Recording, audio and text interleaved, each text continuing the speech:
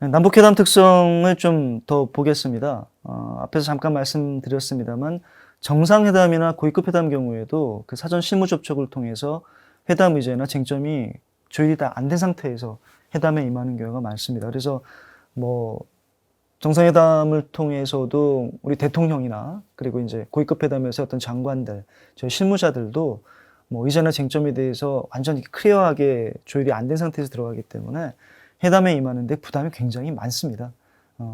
그리고 민간 협상에 있어서도 이렇게 뭐 사전에 뭔가 의견 교환이 있을 수 있습니다만 굉장히 직접 만나서 협상하는 것이 굉장히 중요합니다.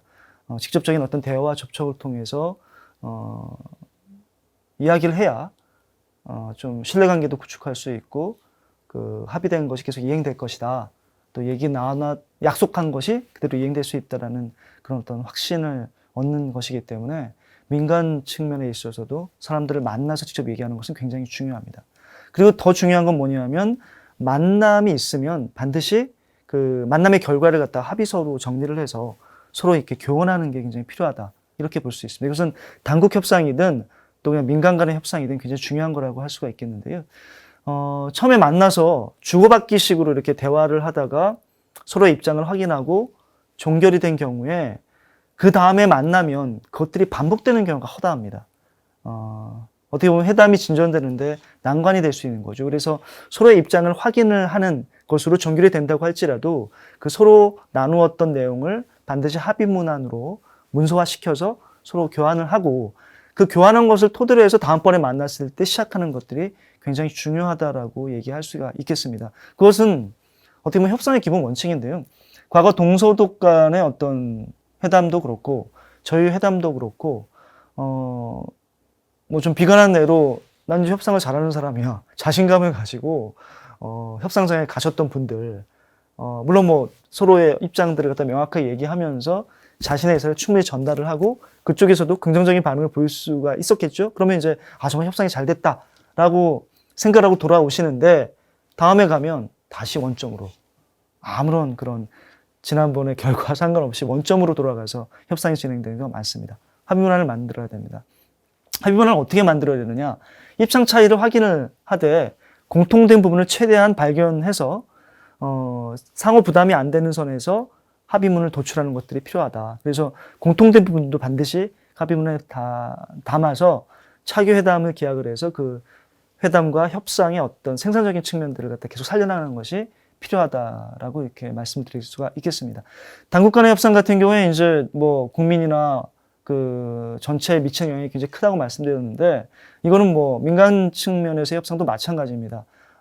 북측과의 협상을 통해서 합의서를 작성을 했을 경우에 관계되는 부처, 국회, 언론, 국민 정서까지 좀 고려를 해서 합의문안에 담는 것이 필요합니다. 이것들은 뭐 쉽지는 않겠지만 반드시 그 제3자가 봤을 때 이 합의문안이 어떻다라고 이렇게 평가를 하는 경우에 어땠을까라는 것들을 염두에 두고 협상에 임하는 것이 필요하다. 남북회담 특성을 보면서 민간 협상에 있어서의 어떤 주요할 점도 함께 말씀드렸습니다. 1970년대 초반부터 이제 협상이 계속 진행이 되어 왔는데 변치 않는 어떤 쟁점들은 계속 존재를 하고 있습니다. 많이 뭐 좁혀지기도 하고 있지만 또 반복이 되는 그런 어떤 쟁점이라고 할 수 있겠는데요. 남북회담에 있어서의 기본 입장을 좀 보겠습니다. 북한은 뭐 지금까지 일관되게 이 한반도 대남 전략 측면에서 공산화시키겠다라는 그런 전략을 가지고 있고 정치 군사 문제 우선 해결, 외세 배격 이런 입장을 가지고 있습니다. 그리고 1970년대부터 이미 김일성 시절부터 그 박정희 대통령과의 그 만남, 그 특사 그 접촉이 있지 않았습니까? 그때부터 탑다운 방식, 정상 간의 만남을 통한 일괄태결 해법을 강조를 했습니다. 지난 7월 달에 그 7사 남북 공동성명 그 만들어가는 과정에서 특사 교환 있었고, 우리는 이제 유락 그 중앙정보부장이 김일성을 만났었고, 저기 박성철 부수상이 우리 박정희 대통령을 이제 면담을 했던 그런 것들이 공개가 됐습니다만, 그때 공개된 내용대로 북측은 그때 그 박정희 대통령과 김일성과의 그런 회담, 이것을 적극적으로 추진하려고 했습니다. 근데 박정희 대통령은 신뢰관계가 우선이다. 그래서 밑에 이제 보시는 것처럼 먼저 좀 이산가족 문제, 그때 적자회담을 통해서 진행되고 있던 이산가족 문제 해결, 또 경제적인 어떤 교류협력 확대를 통해서 먼저 신뢰를 구축을 하고, 그 다음에 이제 정치 군사 문제를 논의하고, 또 그런 것들 신뢰가 구축이 되고 뭔가 그 해결되는 것이 있을 때 그때 정상 간에 만나야 된다. 이런 입장을 갖다가 취해왔는데요.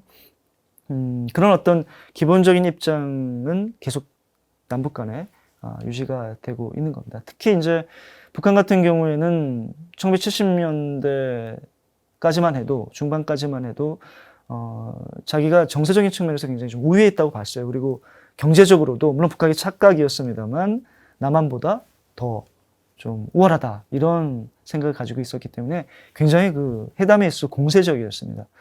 그래서 연방제 실시 주장하기도 하고, 민족통일협상회의를 소집을 해서 통일전선 전술의 일환으로 남한의 각계각층이 다 모여서 회담을 해야 된다. 우리는 이제 당국 간 회담이나 적시자 회담에 어쨌든 뭐 대표들이 만나가지고 뭔가 좀 합의를 하고 거기에 따라서 이제 회담을 진전시켜 나가길 원했는데, 북측은 1970년대까지만 해도 여러 뭐 민간단체들, 각계각층의 사람들을 갖다가 다 대표를 갖다 모아가지고 다 참여시키자, 다 얘기하자, 이런 얘기들을 많이 했던 거죠. 그래서 이제 민족통일협상회의를 수집하자, 이런 주장을 했었고, 통일하려고 하는데 그렇게 서로에 대해서 이렇게 적대시하면 되겠느냐.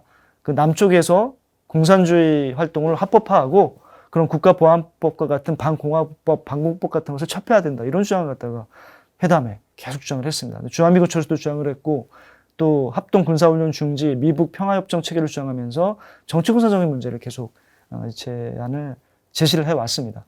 물론 2000년대 이후에는 북한이 좀 수세적으로 몰렸다라고 판단을 했는지 군사 분야에 있어서는 소극적인 자세를 취했고요. 우리 민족끼리를 강조를 합니다. 그리고 유무상통이라고 얘기하면서 경제적인 실리를 취하는 태도로 변화하긴 했습니다만, 기본 입장에 있어서는 계속 그런 차이점을 보여왔다, 이렇게 말씀드릴 수가 있겠습니다. 북한의 협상 행태에 대해서 좀 더 자세히 보겠습니다. 여기 보시는 그림에 제가 이제 수석 대표로 참석했던 회담도 있고요. 맨 오른쪽의 그림은 그 남북 공동연락사무소 개보수를 하기 위해서 제가 개성에 가서 직접 이제 북측과 이제 그 아침에 회의, 협상이죠. 그다음에 저녁 회의, 그다음에 수시로 그런 어떤 공동연락사무소 개부서와 관련된 협의를 진행을 했던, 굉장히 자주 만났던 거죠. 그 북측 대표 3명, 저희 3명 해가지고 이제 제가 이제 그 대표로서 활동을 했던 그런 내용입니다. 그리고 맨 왼쪽은 그 2017년까지 이제 남북 간의 긴장이 고조가 됐다가 2018년 평창올림픽을 계기로 해서 이제 남북 간의 어떤 회담 국면으로 전환이 됐는데, 맨 처음에 이제 2016년에 개성공단이 이제 문을 닫고 나서 계속 이제 북한하고 남한 간에 접촉이 없다가, 그때 이제 그 예술 공연단 공연을 그 북한의 예술단 공연을 하자고 해서 그 현성월 부부장이 그 처음으로 육로로 2016년 이게 처음으로 이제 내려왔습니다. 그때 이제 제가 가서 이제 현성월 그 부부장, 지금 부부장인데 그때 당시는 이제 다른 이제 직함을 가지고 있었는데요. 그 예술단 삼지연 관현악단 뭐 단장격이죠. 그렇게 해서 이제 1박 2일로 계속 동행하면서 필요한 협의를 해왔던 경험이 있습니다. 그때 경험을 생각을 해보면 뭐 그 전에도 이제 뭐 남북 장관급 회담이라든지 그 실무회담에 제가 이제 뭐 지원인원으로 참여를 하기도 하고 수행원으로도 참여를 해본 바가 있습니다만, 북한 같은 경우에는 그 회담에 있어서 양보하는 거를 패배했다, 굴복했다라고 인식을 하는 경향이 강합니다. 또 협상 차원에서 양보를 한다고 하더라도 굉장히 명분을 중요시하기 때문에 우리가 통 큰 결단을 했다, 그리고 우리가 선의를 베풀었다, 우리가 아량을 베풀었다, 이렇게 이제 자꾸 이렇게 좀 체면을 중시하는 그런 모습으로 포장을 합니다. 특히 이제 기자들이 있는 그런 공개적인 자리에서, 또는 굉장히 좀 특이한 거긴 합니다만, 그 협상을 할 때, 이게 뭐 저희도 마찬가지입니다만, 협상 대표가 있으면 양 옆에 사람들은 다른 기관에 온 사람들일 경우가 많습니다. 뭐 예를 들어서 뭐 과거에 조평통 출신이 이제 대표를 한다고 하면, 북한 같은 경우에 양쪽에는 뭐 국가 보위성 사람이라든지, 또는 당의 통일 전선부 사람 출신들의 사람들이 앉아 있는 경우가 많기 때문에 어떻게 상호 어떻게 감시하고 견제하는 것. 물론 이제 협상에서 역할 분담을 해가지고 자신들의 어떤 협상 목표를 달성하기 위해서 협상에 임하긴 하지만 서로 이렇게 감시하는 역할도 하더라고요. 잘하는지 못하는지. 그러다 보니까 공개 자리에서 그리고 양 옆에 사람들을 생각을 하면서 굉장히 위협하고 협박하는 그런 발언을 할 때가 많습니다. 굉장히 분위기가 좋을 때라도 갑자기 돌변해서 이렇게 협박하는 경우가 많다는 거죠. 그리고 당국 간의 회담 같은 경우에는 그 실시간으로 그 회담하는 내용들이 평양에 있는 그 지도부 쪽에 전달이 되기 때문에 이들이 이제 회담에 임하면서 자기들의 그 발언 자체가 다 지도부에서 듣고 있다 이렇게 생각을 하고 있어서 그래서 더 강하게 나오는 경우도 있습니다. 그리고 이제 먼저 원칙에 좀 합의하자 이렇게 이제 제안을 하면서 원칙에 합의하게 되면 그 세부사항을 그 원칙에 맞게 이제 협상을 유도해 나가는 거죠. 그러면서 원칙을 합의하고 나서부터는 자신들이 그 원칙을 근거로 해가지고 협상을 주도하려는 그런 어떤 경향이 굉장히 강합니다. 그래서 원칙 합의할 때 굉장히 중요하게 민감하게 저희가 신중하게 이제 임해야 된다는 부분들이 있고요. 협상에 있어서 제가 가장 좀 힘들게 느껴졌던 것은 김정은이나 김일성, 김정일 그런 어떤 언급이 대해서 굉장히 북쪽에서 민감하다. 뭐 소위 말해서 그들은 이제 최고 존엄이라고 얘기를 하는데 이 최고 존엄 문제가 나오면 뭐 법, 규정 아니면 과거의 합의 다 소용이 없습니다. 그리고 뭐 협상이 진전이 안 됩니다. 그래서 이 최고 존엄이 협상에서 가장 전 큰 걸림돌이다라고 생각을 하고 있어요. 그들이 협상에 있어서 어떤 재량권과 유연성, 대화의 어떤 진전을 보일 수 없는 분들이 이런 부분들이어서 여기 굉장히 민감한 게 굉장히 그 협상에 있어서의 특징이고요.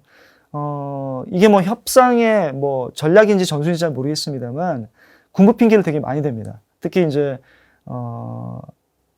그 군부가 좀 관여가 돼가 있는 사업이라든지 그리고 협상인 경우에는 군부를 핑계로 해서 협상을 지연시키거나 합의를 못 해준다.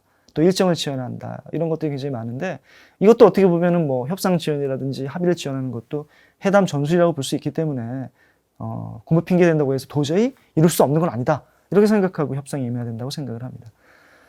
소위 이제 조평통이나 그 통일전선부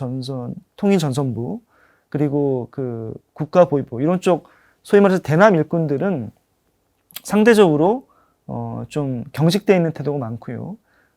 필요한 경우에 대남 강경 태도를 보일 때가 많습니다. 근데 다른 실무부 전력들은 좀 실용적이고 또 사명감이 굉장히 투철해서 뭔가 좀 합의를 하려고 했던 또 뭐 결론을 얻어 가지고 가려고 했던 그런 경향들이 굉장히 많았다. 이렇게 말씀드릴 수가 있겠습니다.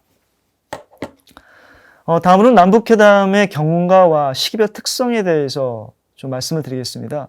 앞에서도 말씀을 드렸습니다만 북한이 정세 변화에 굉장히 민감하다라고 이렇게 말씀을 드릴 수가 있는데 그런 시기별 특성과 경과에 있어서도 결국 그 정세 변화에 굉장히 이제 커다란 영향을 받는다. 이렇게 말씀을 드릴 수가 있겠습니다. 그림에서 보시는 것처럼 1970년대에는 그 남북 적시자 회담, 그다음에 당국 간 회담으로서의 남북 조절위원회 이렇게 이제 두 가지로 회담이 진행이 되었는데요. 그때 당시 1970년대 초에 미국과 중국 간의 대탕토 분위기가 있었고 또 베트남이 공산화되는 과정이 있었고 미국의 닉슨 대통령이 관 독트린을 발표한 바가 있습니다. 그러면서 이제 주한미군도 어느 정도 이렇게 감축하는 그런 분위기가 있었죠. 그래서 그때 이제 북한은 앞에서 말씀드렸던 것처럼 우위에 있다라고 보고 대남 공세적인 전략을 취하면서 주한미군 철수와 국가보안법 등 폐지, 그다음에 정치군사 협상을 우선하면서 주민 간 접촉과 교류에 지금은 완전히 반대로 굉장히 적극적입니다. 남북 적시자 회담을 통해서나 남북 조절위원회를 통해서도 똑같이 나타났던 북한의 태도였습니다. 우리는 이제 경제개발 집중 또 한반도 이를 위해서 한반도 상황을 좀 안정적으로 가져가야 되겠다라는 어떤 생각을 가지고 진행을 해왔던 거고요. 그래서 박정희 대통령이 1970년에 8.15 평화통일 구상선언을 발표를 하고 또 뭔가 좀 이렇게 안정적으로 가겠다는 측면에서 북한을 좀 다뤄야 될 필요성에서 좀 선제적으로 1971년에 이산가족 협의를 제의를 했고 또 남북절자회담과 예비회담, 본회담이 열립니다. 그리고 말씀드렸던 것처럼 지금 여기 잘못되어 있는데요. 1972년에 7사 남북공동성명을 발표를 하면서 인적 접촉, 경제협력 등을 통해서 신뢰를 구축해가자 균주적인 접근을 강조했던 그런 시기의 특성을 가지고 있습니다.